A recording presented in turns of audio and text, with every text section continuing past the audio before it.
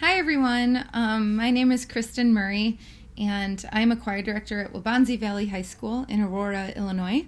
Um, this is my getting to know you video. The first question, have I ever taken an online course? I have. I took 2 courses through Vandercook in the spring this year. I'm currently working towards kind of my lane advancement, and I really enjoyed the online courses. I got quite a bit out of them, and I just liked the pacing of everything and that you could kind of make it work with your schedule. I don't currently teach a music technology course, but my school is in the process of planning a curriculum that we're hoping to have up and running by fall of 2020. And we are hoping to use Soundtrap, so I'm really interested, obviously, to learn about that interface. I did teach Music Tech 1 and 2 for 5 years at my previous job. I really enjoyed it. It was a class I was really nervous to teach going into the job, and then, by the time I left, it was something I was really hoping for in my, new position, which is kind of part of the reason that we are designing a curriculum at Waubonsie. I really enjoyed the students that I got to work with, but because they were kids that were not your traditional music students, they weren't in ensembles, and many of them were self-taught and had, Ableton and Logic and all these programs at home that they were so well versed in. So it was just really great to get to know other students in the school and kind of get out of the traditional ensemble bubble that we can kind of get stuck in as music teachers. So I really enjoyed being able to reach more students because at the end of the day, I think music technology is where music is going and where music education needs to start going a little bit more, just so that we can, affect more students and reach them through music. What would I like to change? I think for me, my education throughout undergrad and my master's program really didn't have a lot about technology, and I'm going into my 10th year of teaching, so this might be different nowadays, but I really wish that I had had more training with music technology aside from just here's how a loop works in GarageBand, which I think most people can kind of figure out on their own. So most of my education has just come from me messing around with programs and recording my own music and things like that. So I think something I'd like to change is that teachers were more versed in technology as they're getting their degree.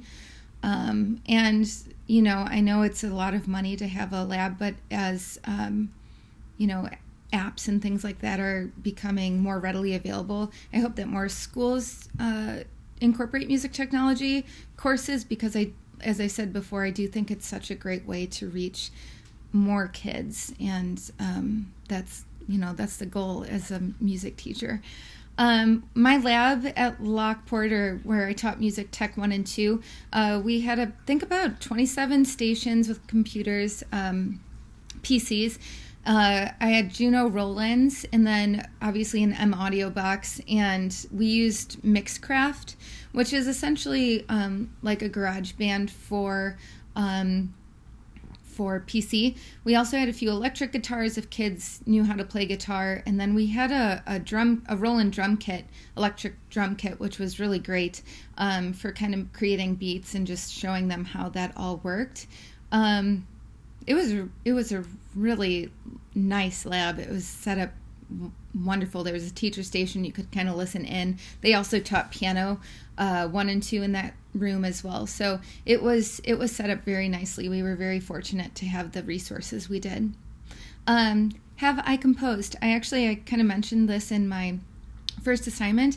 My husband is a songwriter, and I had never written a song before, but he would always show me his songs, and I would just kind of give him my opinions on it. Just, generally this chord, you want it to lead here, or, that chord doesn't really fit. Why don't you try this? Or your melody, there's no, climax to it. So I just kind of started by helping him. And then 2 years ago or so, we started our own band. So since then, I've written quite a bit of music, mostly just pop songs. And we work with a producer.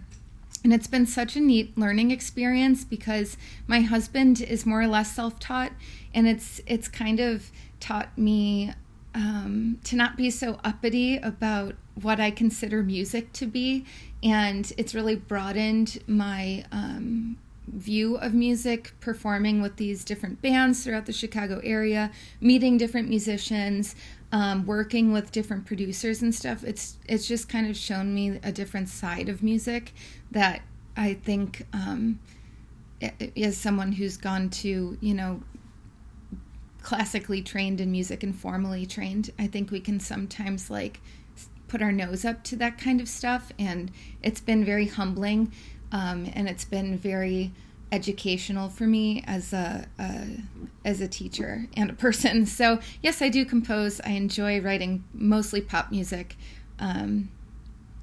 And familiar with chords, yes, I as a choir director too, you kind of chunk through your warm-ups using all the different chords, and so I'm very familiar with chords. Do I wish I could play more than just chords on the piano? Absolutely. What are your goals for this course? Again, as I said, I'm in the process of designing a curriculum for a music tech course in District 204. So I'm hoping to, learn how to use Soundtrap, as I've never used it before, and just get some ideas. I think something I struggled with when I taught music technology was how in depth do I get with theory? How in depth do I get with recording science? Because it can be overwhelming. There's a lot to it. And as I said before, the clientele in your music tech courses are not generally students who have been in music since, 4th grade.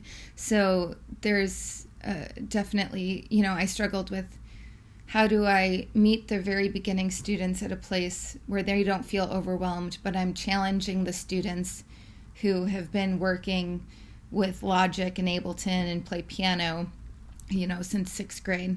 So those are some of my goals. And then any fun summer plans? I'm taking 3 courses, so I guess that's fun. My husband actually broke his leg back when we had that polar vortex, so we were thinking of places to go this summer, and walking is not something he can do for long periods of time. So we actually have family in California, so we're going out there, and then we are going to drive north and go to Napa, because then he can just sit and I can drink wine. So win-win. So that's something we're looking forward to, and just getting caught up on life and catching up with friends and reading and all those things that in the busyness of the school year can go to the wayside. So I know this is kind of a long video. If you are still here by the end, thank you. And I look forward to learning alongside all of you and hearing what you create throughout this course. So thanks again, and have a good day.